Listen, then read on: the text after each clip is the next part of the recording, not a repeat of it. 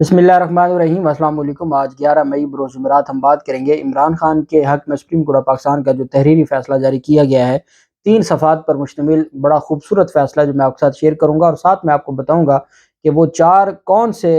ایسے لوگ ہیں پاکستان تحریک انصاف کے جن کو عمران خان نے لسٹ جاری کی ہے کہ یہ 4 لوگ رات کو میرے پاس سٹے کریں اور میرے پاس یہ ٹھہریں۔ اس کی تفصیل بھی میں آپ کے ساتھ شیئر کروں گا۔ پہلے تو میں آپ کو بتاتا چلوں کہ سیاسی جماعتوں کی ممنوعہ فنڈنگ کی رپورٹ کے حوالے سے الیکشن کمیشن میں جو پاکستان تحریک انصاف کی درخواست تھی کہ ہماری تو ممنوعہ فنڈنگ پر آپ نے فیصلہ جاری کر دیا، لیکن جو پاکستان پیپلز پارٹی اور نون لیگ کی تھی اس پر ابھی تک فیصلہ جاری نہیں کیا گیا۔ اس پر الیکشن کمیشن میں چیف الیکشن کمشنر کی سربراہی میں سماعت ہوئی، اور چونکہ اسلام آباد ہائی کورٹ کے اس پر واضح ڈائریکشنز ہیں، جسٹس جہانگیری صاحب کا بھی اور جسٹس بابر ستار صاحب کا بھی ایک فیصلہ ہے جس میں ڈائریکشن دی گئی تھی کہ آپ اس طرح کا جو معاملہ ہے یہ ڈسکریمنیشن ہے کہ آپ ایک جماعت کے خلاف تو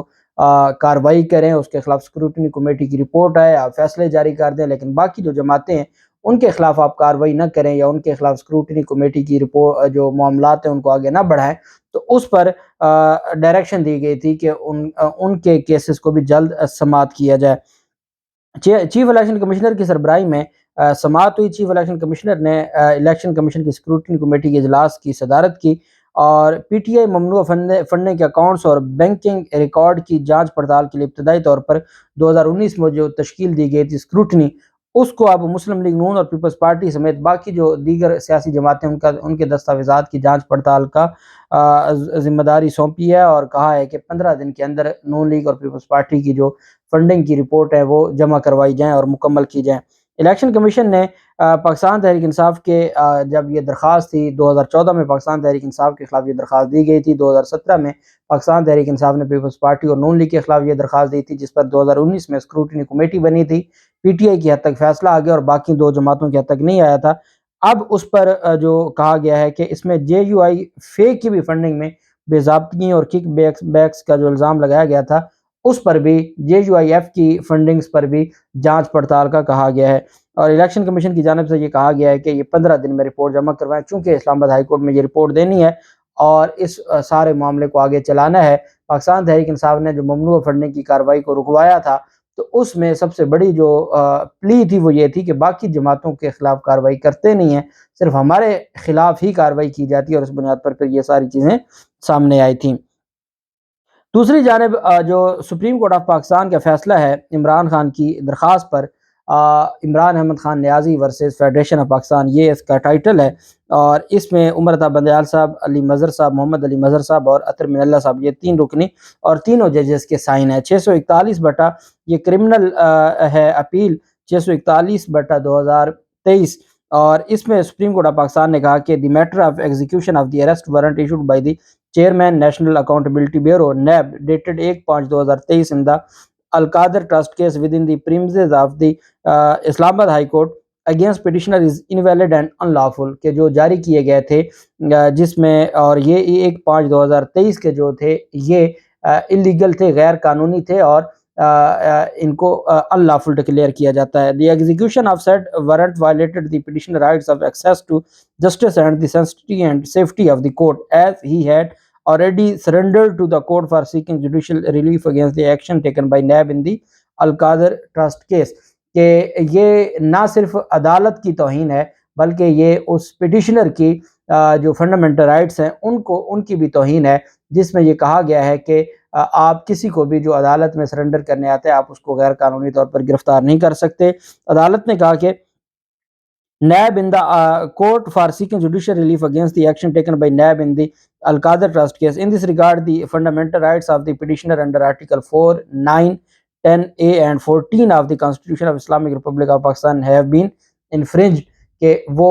جو ان کے عمران خان کے جو حقوق ہیں، جو بنیادی حقوق ہیں جو آرٹیکل 4، 9، 10A اور 14 دیتے ہیں، ان کو انفرنج کیا گیا ہے۔ اس وجہ سے یہ جو نوٹس سے، اب نوٹس کی تعمیل جو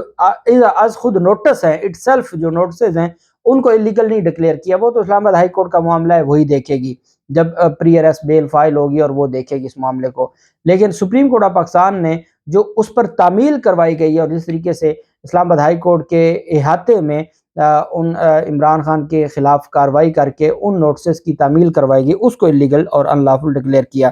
دی petitioner is directed to be produced before the Islamabad high court tomorrow 12/5/2023 at 11 AM for a hearing of writ petition filed to challenge the NAB action against him in the Al-Qadir Trust case. The NAB authorities and the ICT police shall ensure full-proof security to the petitioner until his production in Islamabad High Court in this regard. کہ عمران خان کو 12 مئی کو 11 بجے full proof security کے ساتھ اسلام آباد high court میں پہنچانا ہے، اور اسلام آباد ہائی کورٹ میں کیونکہ ریورس ہوا ہے تو اسلام آباد ہائی کورٹ میں جہاں عمران خان نے پٹیشن دائر کی تھی اس پٹیشن پر وہ وہیں سے کارروائی شروع ہوگی، اور وہ عبوری ضمانت کی الٹیمیٹلی پہلی تاریخ پر عبوری ضمانت ہو جانی ہے، اور پھر اس کے بعد یہ معاملہ آگے چلے گا۔ The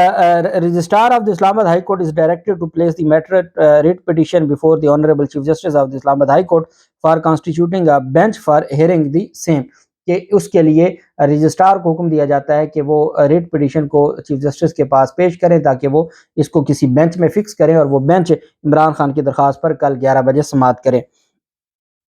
In order to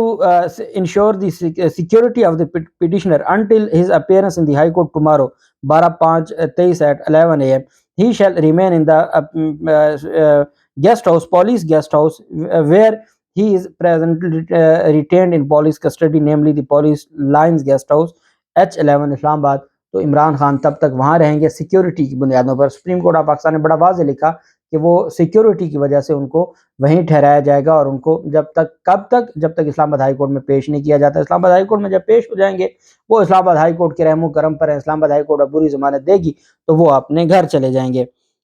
ساتھ انہوں نے یہ بھی کہا petitioner is in the police guest house, he shall be entitled to meet up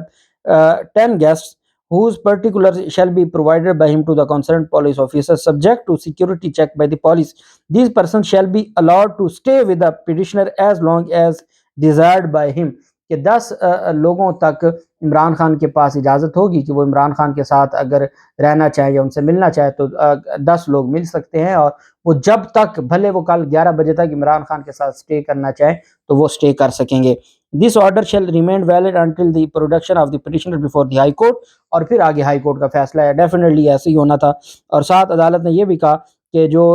NAB کی انویسٹیگیشن ہے، چونکہ ہم میرٹ کے اوپر اس معاملے کو نہیں دیکھ رہے، تو جو نیب کی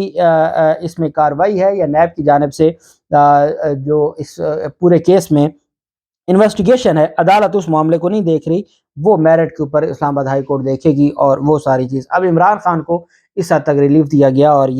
میں یہ سمجھتا ہوں کہ بڑا ریلیف ہے۔ اس کی وجہ یہ ہے کہ عمران خان کی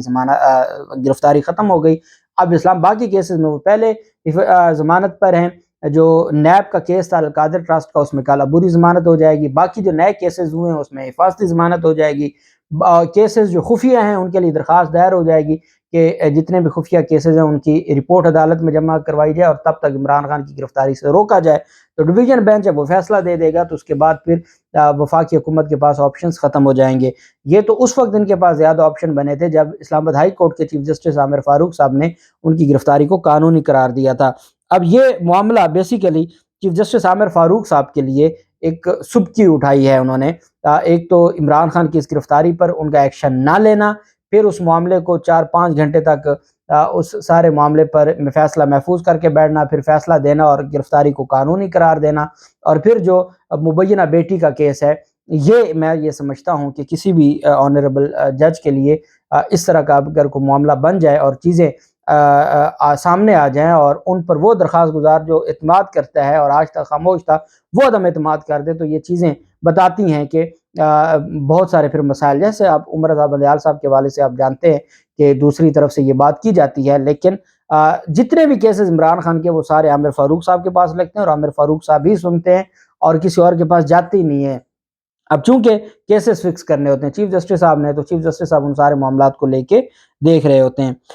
پولیس لائنز گیسٹ ہاؤس میں سپریم کورٹ کی تحویل میں عمران خان نے اب تک 4 لوگوں کے نام دیے ہیں۔ اپنی وائف بشرا بی بی کا نام دیا ہے، ان کے جو وکیل ہیں جو اسپیشل پاور آف اٹرنی بھی جن کو دیا تھا، نعیم پنجوتا جو اس دن زخمی بھی ہوئے تھے، اور 2 ملازمین کے نام دیے ہیں عمران خان کی جانب سے کہ یہ سٹے کریں گے، اور باقی جو ملاقات ہے وہ وکلا کی جانب سے اور عمران خان کے جو ڈاکٹر ہیں معالج وہ ساتھ رہیں گے، اور یہ 4 نام دے دیے گئے ہیں۔ معالج پہلے نیب عدالت نے ہی آرڈر کر دیا تھا تو وہ پہلے عمران خان کے ساتھ تھے، جو ان کے ڈاکٹر فیصل ہیں وہ پہلے ان کے ساتھ تھے، تو باقی جو وکلا ہیں وہ ان کے ساتھ، یہ ہے سٹے کرنے والے۔ باقی جو وکلا ہیں وہ ملاقات کریں گے، وہ بھلے ساری رات ملاقات کرتے رہیں اور پھر گپ شپ کر کے وہ واپس آ جائیں۔ یہ موسیٰ گیلانی کا اس طرح کا معاملہ بنا تھا، اور جہاں تک مجھے یاد پڑتا ہے، اور ان کو پھر چیف جسٹس نے ہی سٹے دیا تھا، ماضی میں ایسا ہوا تھا، تو اور ان کی گرفتاری کو ریورس کیا گیا تھا۔ تو بہت ساری چیزیں ہیں جو آئین اور قانون کے مطابق دیکھی جاتی ہیں۔ بہرحال یہ پاکستان تحریک انصاف کے چیئرمین کا کے حق میں جو فیصلہ آیا ہے اسلام آباد ہائی کورٹ کا، وہ میں نے آپ کے ساتھ شیئر کیا ہے، اور جن لوگوں کی لسٹ پرووائڈ کی گئی ہے ان کا شیئر کیا ہے۔ اللہ پاک پاکستان کا مناصر ہو۔ بہت شکریہ۔ اللہ حافظ۔ پاکستان زندہ باد۔